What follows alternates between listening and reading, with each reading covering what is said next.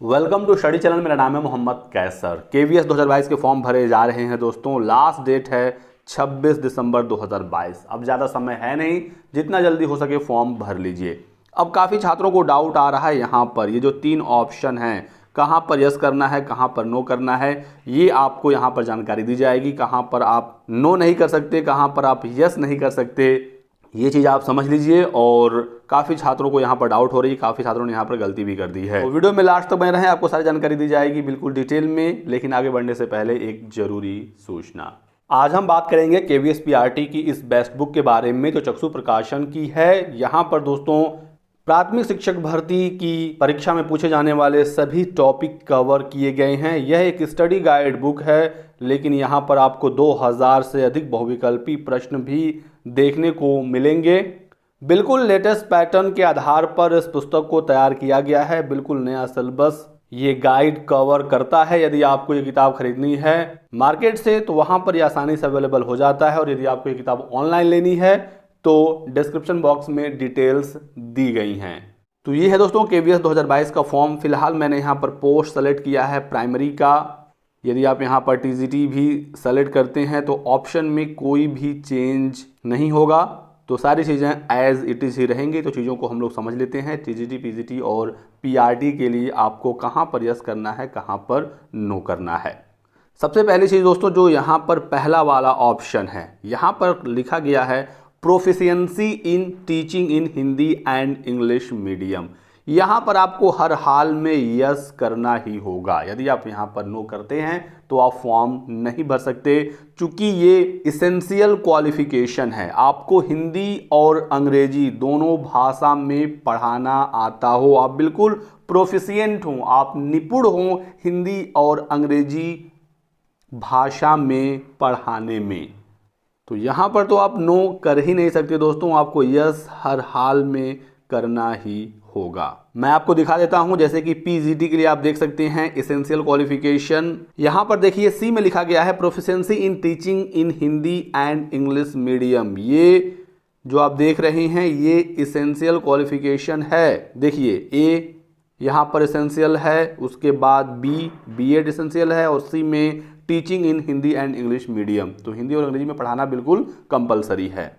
और वहीं पर कंप्यूटर का जो नॉलेज है ये डिज़ायरेबल है। यदि आपको जानकारी है तो इसके लिए आप यस करिएगा, नहीं तो आप नो भी कर सकते हैं, क्योंकि ये डिज़ायरेबल है, ये ज़रूरी नहीं है। और मैं आपको टीजीटी का भी दिखा देता हूं। देखिए यहाँ पर टीजीटी के लिए एलिजिबिलिटी है, यहाँ पर भी एसेंशियल क्वालिफिकेशन है टीजीटी के लिए proficiency in teaching in Hindi and English medium, और टीजीटी में भी कंप्यूटर का नॉलेज डिज़ायरेबल है। चलिए पीआरटी को भी देख लेते हैं। तो पीआरटी के लिए अलग नोटिफिकेशन है, एडवर्टाइजमेंट नंबर 16, और यहाँ पर मैं आपको दिखा दूँ ताकि आपको कोई डाउट ना रहे। देखिए एसेंशियल क्वालिफिकेशन यहाँ पर दिया गया है, और यहाँ पर तीसरा पॉइंट है proficiency to teach through Hindi and English media. तो आपको दोनों भाषा में पढ़ाना आना चाहिए, ये कंपलसरी है। डिज़ायरेबल में यहाँ पर भी knowledge of working on computer है। तो हमें तो पहले वाले ऑप्शन में यस करना ही करना होगा, तो हमने यहाँ पर यस कर दिया। ठीक है, यदि आपको कुछ प्रॉब्लम है यदि हिंदी या अंग्रेजी भाषा पढ़ाने में तो आप उसका प्रैक्टिस कर लीजिएगा। फिलहाल तो आप अपने एग्ज़ाम में फोकस करिए, क्योंकि पहला काम आपका एग्ज़ाम क्वालिफाई होना चाहिए। अब आते हैं सेकंड वाले ऑप्शन पर, knowledge of Hindi and English. अब यहाँ पर पढ़ाने की बात नहीं कही गई है, यहाँ पर कहा गया है कि आपके पास नॉलेज है कि नहीं है हिंदी और इंग्लिश का। अब आप यहाँ पर यस या नो अपने अकॉर्डिंग सेलेक्ट कर सकते हैं। अब नॉलेज का मतलब क्या हुआ कि आपको बोलना, समझना और लिखना आता हो दोनों भाषा में, यदि हिंदी में भी और अंग्रेजी में भी। लिखने, बोलने, समझने में कोई समस्या नहीं है तो आप यहाँ पर यस करेंगे, और यदि किसी में भी समस्या है तो आप नो कर सकते हैं। तो ये आपके पास ऑप्शन है। तो फिलहाल मैंने यहाँ पर नो किया है ताकि मैं आपको दिखा सकूं कि यहाँ पर नो करके भी फॉर्म भरा जा सकता है। और नॉलेज ऑफ कंप्यूटर एप्लीकेशन मैंने आपको बताया ही, ये डिज़ायरेबल है, नोटिफिकेशन में साफ साफ है। आप यहाँ पर यस कर सकते हैं यदि आपके पास कंप्यूटर की जानकारी है। दोनों ऑप्शन आपको मिलेंगे यस और नो का। यहाँ पर दोस्तों मैं आपको ये भी बता दूँ कि कोई भी आपसे सर्टिफिकेट नहीं मांगा गया है।